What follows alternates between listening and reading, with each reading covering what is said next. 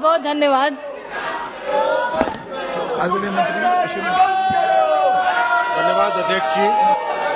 मैं सबसे पहले माननीय प्रधानमंत्री श्री नरेंद्र मोदी जी का अभिनंदन करता हूं कि उन्होंने न्यू एजुकेशन पॉलिसी लाए और न्यू एजुकेशन पॉलिसी के तहत भारत के पूरे शिक्षा के स्ट्रक्चर को बदलने का एक नया आयाम दिया, एक नया प्रयास आरंभ किया। मेरे वरिष्ठ साथी माननीय श्री धर्मेंद्र प्रधान जी ने जिस तरीके से न्यू एजुकेशन पॉलिसी को आगे बढ़ाया है, उसी का एक बहुत अच्छा उदाहरण है आज का ये बिल। केंद्रीय सेंट्रल यूनिवर्सिटीज एक्ट में अमेंडमेंट का।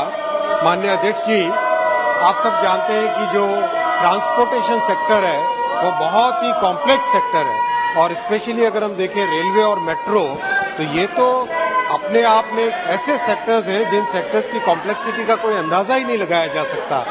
मैं एक छोटा सा उदाहरण दूंगा माननीय अध्यक्ष जी। रेलवे में तो ये परिस्थिति होती है कॉम्प्लेक्सिटी में कि मान लीजिए शरीर के पाँव में अगर चोट लगे तो दर्द पाँव में होता है, लेकिन रेलवे जैसी कॉम्प्लेक्सिटी में ये होता है कि पाँव में चोट लगे दर्द कहीं पे हाथ में होगा।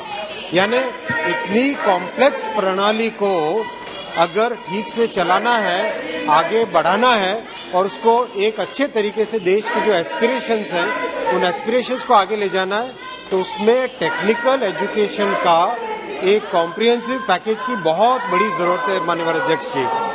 इसी धारणा के साथ, इसी विचार के साथ पिछले 2018 में national rail transportation institute, national rail training institute की व्यवस्था की गई थी, जो कि एक डीम टू बी यूनिवर्सिटी थी। उसके अच्छे रिजल्ट देख के अब एक बड़े पैमाने पे गति शक्ति यूनिवर्सिटी की आज ये परिकल्पना है जो आज सदन के सामने प्रस्तुत है।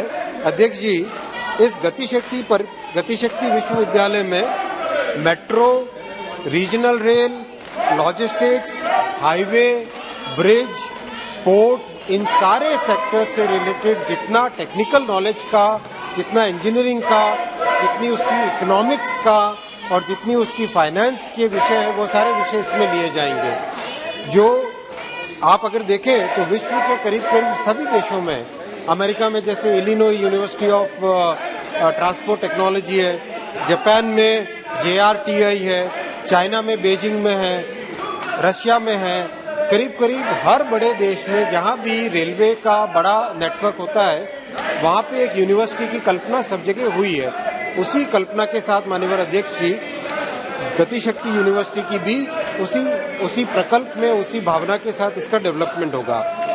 इस यूनिवर्सिटी के अध्यक्ष जी 5 बड़े ऑब्जेक्टिव होंगे। पहला ऑब्जेक्टिव होगा ट्रांसपोर्ट फोकस्ड कोर्सेज, ऐसे कोर्सेज जो ट्रांसपोर्टेशन से रिलेटेड हो, highway transportation, railway transportation, metro से रिलेटेड, पोर्ट से रिलेटेड, हर तरह के इन सब ट्रांसपोर्टेशन से रिलेटेड इसमें कोर्सेज होंगे। दूसरा होगा स्किल डेवलपमेंट का, जो कि स्किल इंडिया का फ्रेमवर्क है, उसी फ्रेमवर्क में स्किल डेवलपमेंट का। तीसरा इसमें रहेगा माननीय अध्यक्ष जी applied research, operations research, mechanical, electrical, bridge, tunnel, maritime, port construction, इन सब का अध्यक्ष जी स्किल डेवलपमेंट का फ्रेमवर्क रहेगा, अप्लाइड रिसर्च का फ्रेमवर्क रहेगा। चौथा रहेगा टेक्नोलॉजी डेवलपमेंट। बहुत जरूरत है एक अप्लाइड तरीके से टेक्नोलॉजी किस तरह से डेवलप हो, उसकी बहुत जरूरत है, उसका एक फ्रेमवर्क रहेगा। और 5वां रहेगा ट्रांसपोर्ट इकोनॉमिक्स और इंफ्रास्ट्रक्चर फाइनेंस का। इन 5 ऑब्जेक्टिव्स के साथ इस यूनिवर्सिटी को आगे लेके जाया जाएगा। इस यूनिवर्सिटी का अभी हेडक्वार्टर बड़ौदा में है, जैसा बहन संगीता ने कहा, माननीय संगीता जी ने कहा और भी दूसरे वक्ताओं ने कहा, देश के और भी कई जगह इसके ऑफ कैंपसेस बनेंगे। उन ऑफ कैंपसेस में सेंटर ऑफ एक्सीलेंस की तरह व्यवस्था होगी। बहुत सारे विषय हैं जिनको बहुत अच्छे से पढ़ाने की जरूरत है ताकि स्वरोजगार भी मिले और रोजगार भी अच्छे से मिले।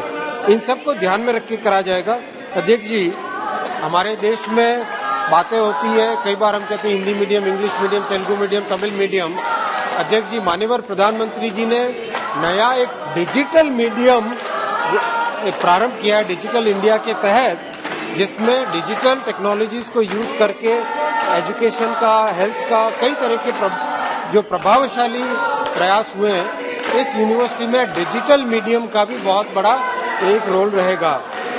अध्यक्ष जी, नेशनल एजुकेशन पॉलिसी के फ्रेमवर्क में जो गतिशक्ति विश्वविद्यालय का आज सदन के सामने प्रस्तुतिकरण है, मुझे मैं निवेदन करूंगा सभी माननीय सदस्यों से, ये छात्रों के भविष्य का विषय। मैं विशेष निवेदन करूंगा ऑपोजिशन से कि वो लोग छात्रों के भविष्य के साथ बिल्कुल खिलवाड़ न करें, अपने अपने बेंच पे बैठे, अपनी अपनी जगह पे बैठे और इस बिल का सब के सब यूनानिमसली अनुमोदन करें। धन्यवाद माननीय अध्यक्ष।